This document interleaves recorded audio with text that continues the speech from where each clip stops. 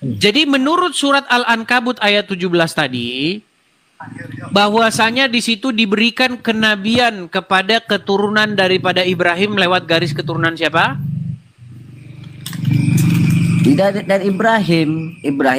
Saya bacakan saja ya, saya bacakan saja nih. Anak namanya Ismail. Jadi sebentar, saya bacakan surat Al-Ankabut berapa? Saya tahu Bang Edis, saya sudah baca itu. Jadi sebentar, saya bacakan biar kita nggak omong kosong. Al-Ankabut ayat berapa? Al-Ankabut ayat berapa tadi? Surat Al-Ankabut ayat 17, betul? ayat 27. Oh, 27, sorry. Surat Al-Ankabut ayat 27 ya. Saya bukakan kepada kalian. Tetapi ini nanti direvisi oleh Al-Quran. Ayat ini direvisi oleh Al-Quran. Makanya Al-Quran merevisi Al-Quran. Baik, saya akan balikan dulu kamera saya. Biar Anda bisa membaca dan umat muslim yang lain bisa membaca. Dan semoga mereka mendapatkan pencerahan ya dari kajian Ustadz Edis TV. Baik. Surat Al-Ankabut ayat 27. Dan kami anugerahkan kepada Ibrahim, ya. Ismail, Ismail, nggak ada Ismail di sini. Dan kami anugerahkan kepada Ibrahim, Ishak dan Yakub. Tidak disebutkan di sini Ismail. Makanya di dalam Bible selalu saja bunyinya, akulah Allahnya Abraham, Ishak dan Yakub. Akulah Allah nenek moyangmu. Tidak ada di sini Allah Abraham, Ishak dan Ismail, nggak ada. Tetapi saya tahu ayat ini nanti direvisi oleh Al-Quran. Nah, tetapi revisiannya tetap saja merujuk kepada keturunan Yakub. Jadi bagaimanapun ya teman-teman, sorry. Bagaimanapun iblis atau setan ingin memelintir kebenaran firman Tuhan, tetap saja dia itu selalu keseleo lidah. Coba sekarang saya tanya, adakah di sini disebutkan Ismail? Memang di situ tidak ada disebutkan Bang Idis. Oke, jadi kenabian. Sebentar. Jalur kenabian Nabi Muhammad. Jalur kenabian di sini diberikan kepada siapa? Itu bukan menjelaskan tentang jalur kenabian Bang Idis. Baik, saya bacakan ya. Dan kami anugerahkan kepada Ibrahim, Ishak dan Yakub dan jadikan kenabian. Nah ini gimana nih? Kami jadikan kenabian dan Alkitab pada keturunannya.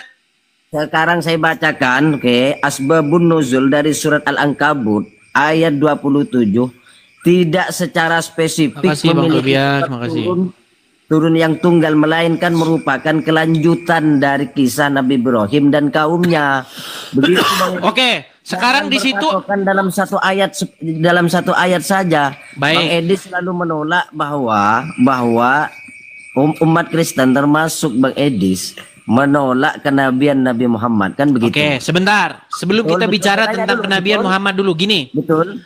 Kenapa Al-Quran tidak pernah Tenang Gus Adam, biar enak kita diskusinya. Sebutkan satu anak Ismail di dalam Al-Quran. Sebutkan satu anak Ismail di dalam Al-Quran. Siapa namanya? Saya kalau diskusi dengan Bang Edi sini, saya perlu pakai waktu, kita pakai apa itu? Gus, ini tidak perkara yang muter-muter. Bukan, kenapa? Ini perkara yang sederhana saja, Gus. Begini, Gus, dengarkan, Gus. Tenang, Gus. Tenang. Gus, biar kita tidak boros-boros. Coba sebutkan satu nama keturunan Ismail yang disebutkan oleh Al-Quran.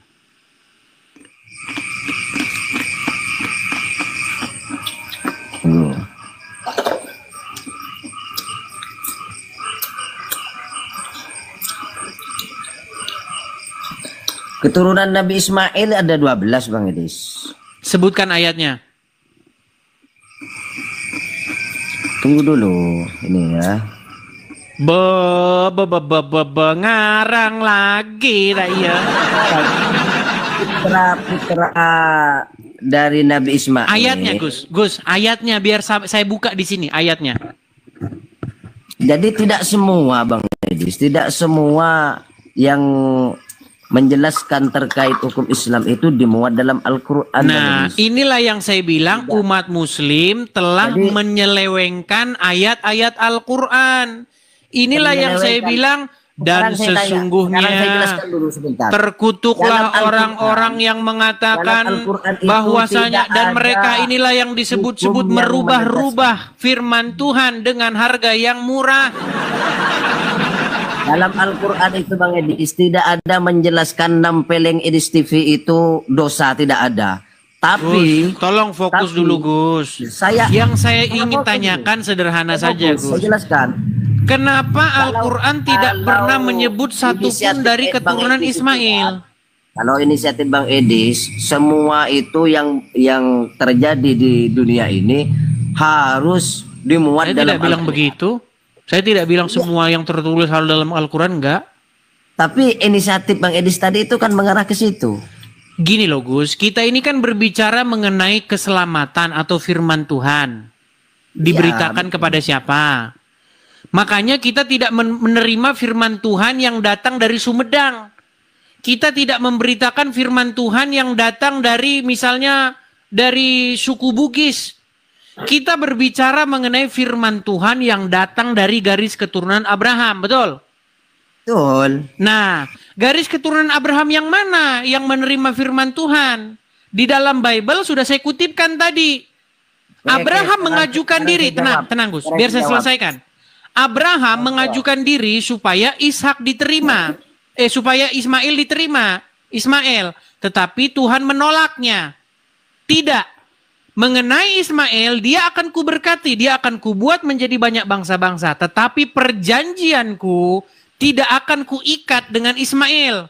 Tetapi aku akan mengikat perjanjianku dengan Ishak. Itulah kenapa baik Al-Quran maupun Bible berbicara tentang garis keturunan Abraham dari jalur Ishak. Ya. Jadi Abraham ini punya dua anak nih. Ini Abraham. Anaknya ada dua. Satu Ismail, satu Ishak, betul?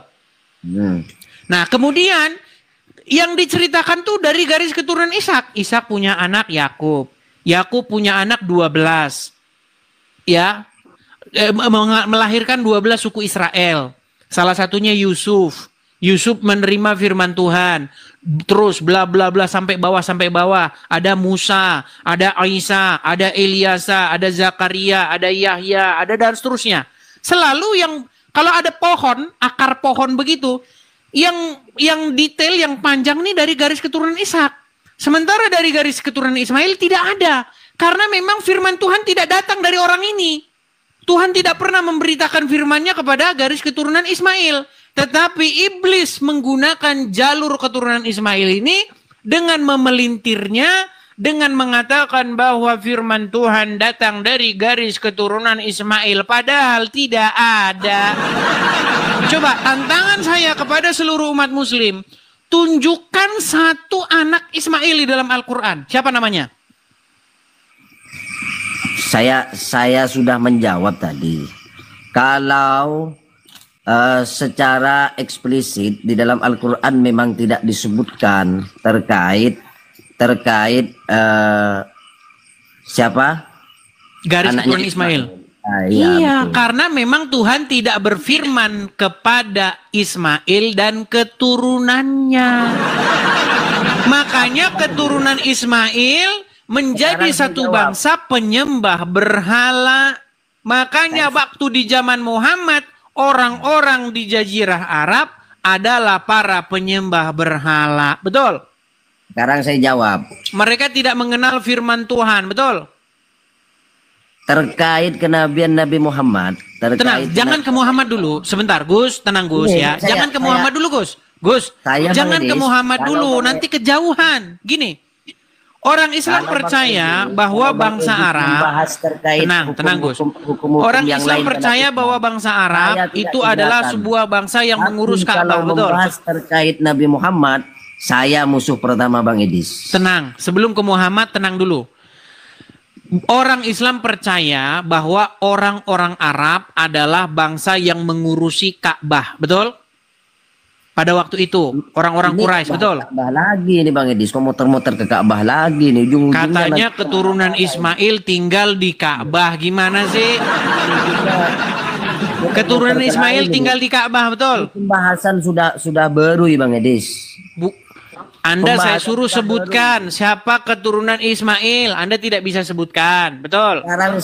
Sekarang saya ingin memberitahukan, memberi edukasi kepada Bang Edis terkait Nabi Muhammad itu, ya. Terkait Nabi Muhammad itu jalur dari Ismail. Oke, sebutkan ayatnya. Kenapa Bang Edis perlu ayat? Kan ya kenapa Anda bisa ngomong seperti itu? Karena berdasarkan sejarah. Berdasarkan halusinasi. Bahwa sekarang saya tanya dulu. Berdasarkan sejarah. Kita ini berbicara mengenai apa yang tertulis di dalam Al-Quran. Di dalam Al-Quran tidak pernah ada satu ayat yang mengatakan bahwa Muhammad keturunan Ismail.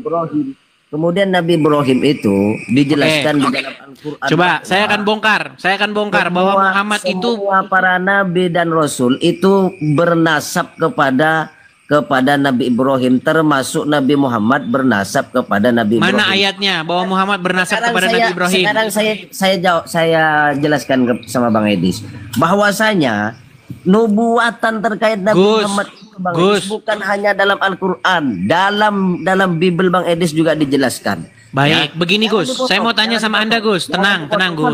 Sabar. Tenang Gus. Di dalam Al-Quran mana bahwa Muhammad itu keturunan Ibrahim? Tenang dulu ya, tenang ya. Siap? Enggak, di dalam Quran mana Gus bahwa Muhammad itu keturunan Ibrahim? Ini dari tadi Bang Edis terus yang nanya ini. Saya mau jawab dipotong. Ya. Saya tidak bertanya, saya hanya ingin mengkonfirmasi pernyataan Anda. Karena Anda mengeluarkan statement-statement yang menyesatkan. Anda katakan bahwa Ismail itu punya anak namanya Muhammad. Di Quran mana? Waduh. Setiap saya menjawab selalu dipotong. Ini tidak fair ini. Bukan tidak fair Gus, kamu kan mengeluarkan statement bahwasanya Muhammad itu keturunan Ismail. Bang Edis ini tertarik saya diskusi dengan Bang Edis ini. Tapi beberapa kali saya diskusi. Silakan sampaikan poin Anda, silakan. Sampaikan poin Anda, silakan. Kalau tidak diturunkan, selalu dipotong pernyataan saya. Sekarang saya jawab. Terkait penolakan umat Kristen terhadap Nabi Muhammad. Jangan ke situ dulu. Poin kita membuktikan bahwa Ismail punya anak di dalam Al-Quran. Siapa anaknya? Saya ingin menjawab terkait tudingan Bang Edis bahwa Nabi Muhammad kan ditolak oleh Bang Edis karena dari jalur Ismail, kan begitu? Bahkan Al-Quran tidak pernah menyebutkan bahwa Muhammad dari garis keturunan Ismail. Memangnya semua harus dimuat dalam Al-Quran. Terus dari mana Anda menyatakan itu? Saya ada hadis. Hadis. Ternyata hadis. Saya pikir Al-Quran, ternyata hadis. Jadi Al-Quran, tenang. Jadi Al-Quran tidak pernah menyebutkan bahwa Muhammad keturunan Ismail? Gini, saya jawab dulu, jangan dipotong. Makanya teman-teman, ternyata buku yang menyesatkan orang-orang Islam adalah hadis. Makasih Bang Tobias, terima kasih Bang Tobias. Gus, gini, boleh saya jawab? Gus. Kalau misalkan saya ngomong dipotong lagi, ini terakhir saya naik komal Bang Edis. Silakan. Ya. Jadi semuanya itu tidak harus dimuat dalam Al-Quran Bang Edis. Seperti saya beri contoh tadi, nampeleng Bang Edis itu tidak ada dimuat dalam Al-Quran, atau nampeleng orang tua itu tidak ada dimuat dalam Al-Quran. Apakah setiap misalkan ada kasus orang yang nampeleng orang tua, Bang Edis nanya dalilnya mana dalam Al-Quran? Ada dalilnya? Ada dalilnya? Dalam Al-Quran tidak ada nempeleng orang tua itu. Ada dalilnya di dalam Al-Quran, dilarang. Baik, janganlah kamu, nih saya tunjukkan ya. Mana. Coba saya tunjukkan. Tunjukin mana. Oh, ada, saya lebih paham Al-Quran. Mana, Cok? Kalau misalkan ada dalam Al-Quran nempeleng edis TV itu boleh, saya tempeleng sekarang nih. Baik. Coba, ayo tunjukin. Tunjukin, ayo. Saya akan tunjukkan, bukakan ayatnya. Larangan ya, larangan supaya berbuat demikian. Betul? Misalnya di dalam menjelaskan bahwa nempeleng orang tua itu tidak boleh dalam Al-Quran. Mana? Ada dalilnya. Ada dalilnya. Boro-boro menempeleng. Ya, ada ayatnya di dalam Al-Quran. Supaya apa? Supaya nih, misalnya pakai AI itu. Baik. Ayo. Di dalam Quran surat Al-Isra ayat 23 ya. Al-Isra 23. Baca. Terjemahan. Baca. Ayo. Baik, saya tunjukkan. Saya balikkan kamera saya. Nih. Lihat. Mana? Ayo. Ada dalilnya nih. Dan Tuhanmu telah memerintahkan supaya kamu jangan menyembah selain Dia, dan hendaklah kamu berbuat baik pada ibu bapakmu dengan sebaik-baiknya. Ini jelas ayat bahwa jangan menempeleng orang tua. Gimana sih Gus Kado? Ini kan sekarang saya tanya, apakah menempeleng orang tua itu adalah perbuatan yang baik atau durhaka? Itu menjelaskan terkait bakti seorang anak kepada orang tua, botol. Gue sudah marah, Makanya saya bilang teman-teman, orang-orang muslim mereka tidak pernah tahu isi Qur'annya. Yang diajarkan adalah cara membaca huruf-huruf hijaiyah. Larangan Gus, untuk tidak. Itu kan sudah perintah supaya orang itu berbuat baik kepada orang tua. Kalau disuruh berbuat baik kepada orang tua, bagaimana mungkin dibolehkan menempeleng? Ini gimana sih, Gus? Itu sebagai bentuk bakti seorang anak kepada orang tua. Iya, itu dalilnya. Jadi dalil nempeleng boleh nempeleng orang tua ada tidak tuh? Itu dalilnya, tidak boleh menempeleng orang tua. Gimana Gus ini? Gus Imam. Oke, sekarang kita kembali ke tema kita. Sebentar, kita kembali ke tema kita. Bang Edis tadi apa dasar atau apa dalil yang membuat orang Islam percaya bahwasanya Muhammad itu keturunan Ismail dari dalam Al-Quran? Silakan kutip satu ayatnya.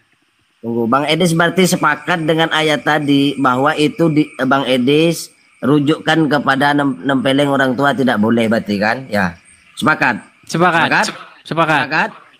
Ya, berarti itu sudah menjawab bahwasanya Nabi Muhammad dari jalur Ismail, walaupun ayatnya. Tidak disebutkan di situ, walaupun ayat itu menjelaskan tentang kenabian Nabi. Ayatnya. Itu ayatnya tadi Al-Ankabut ayat 27. Baik. Al-Ankabut 27. Memang dibuka lagi itu orang-orang Islam ini. Baik, Al-Ankabut 27 ya. Saya balikkan kamera saya. Lihatlah teman-teman ya. Sangat mengecewakan nih, orang muslim tidak mengetahui isi daripada Qur'annya. Tadi dia sepakat. Baik. Dia sepakat. Oke, sekarang Anda yang baca dulu, Gus. Ini surat Al-Ankabut ayat 27 baca. Ya. Dan kami anugerahkan kepada Ibrahim selamat datang di kebenaran ya. Terus? Selamat datang di kebenaran. Jadi kalau Bang Edis tenang, jangan diedit dulu, lanjut dulu. Dan kalau Bang Edis taslim dengan ayat itu berarti taslim. Gus, baca dulu sampai selesai, Gus. Baca dulu sampai selesai. Dan ya Ishak dan Yakub dan kami jadikan kenabian dan Alkitab pada keturunannya. Oke, keturunan siapa? Keturunan siapa yang dijadikan nabi? keturunannya itu, coba keturunannya, coba baca Arabnya di atas. Berat. Di situ dan kami anugerahkan kepada Ibrahim, Ishak dan Yakub. Tidak ada di sini disebutkan Muhammad. Saya tanya, Ishak anaknya siapa? Coba. Ishak anaknya Ibrahim. Ya, Yakub anaknya siapa? Yakub anaknya Ishak. Sekarang saya tanya, Ismail anaknya siapa? Ismail anaknya Ibrahim. Berarti di situ keturunan. Mana Ismail di sini? Mana Ismailnya? Keturunannya. Iya, Ismailnya pergi kemana? Ismail pergi kemana? Di sini. Jadi di situ keturunannya. Dengar, tenang, Gus Imam. Bible itu berbicara mengenai bagaimana Tuhan berfirman kepada keturunan Abraham. Saya tunjukkan satu kali lagi ya. Dalam Bible Bang Edis itu nubuatan terkait Nabi Muhammad dijelaskan di sini dalam Bible. Saya jelaskan ya dalam Bible ya. Sebentar.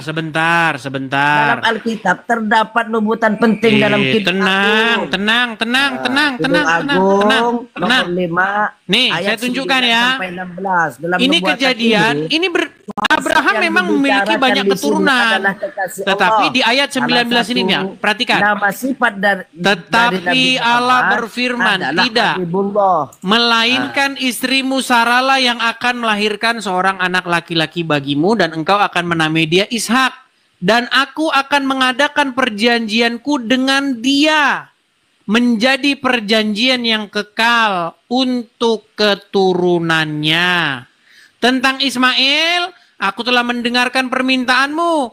Ia akan kuberkati, kubuat beranak cucu dan sangat banyak. Dan ia akan memperanakkan 12 raja dan seterusnya. Aku membuatnya menjadi bangsa yang besar. Tetapi perjanjianku akan kuadakan dengan Ishak.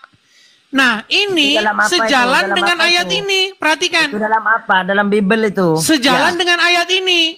Kami anugerahkan kepada Ibrahim, Ishak dan Yakub. Ismail ketinggalan. Kemana perginya Ismail? Ya itu dalam Bible kan? Kemana perginya Ismail? Saya tanya. Ismail pergi kemana? Yang tadi itu sebelumnya itu. Tenang. Ismail pergi kemana? Saya tanya. Yang sebelumnya Bang Edis baca itu. Makanya saya bilang bertaubatlah kalian mempercayai firman Tuhan dari Arab. Karena itu tiada lain tiada bukan hanyalah karang-karangan dan penyesatan daripada Syaiton.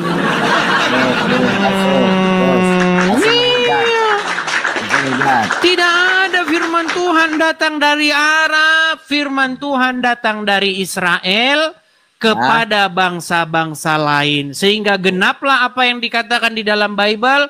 Bangsa-bangsa yang tinggal di dalam kegelapan akan melihat terangnya yang ajaib.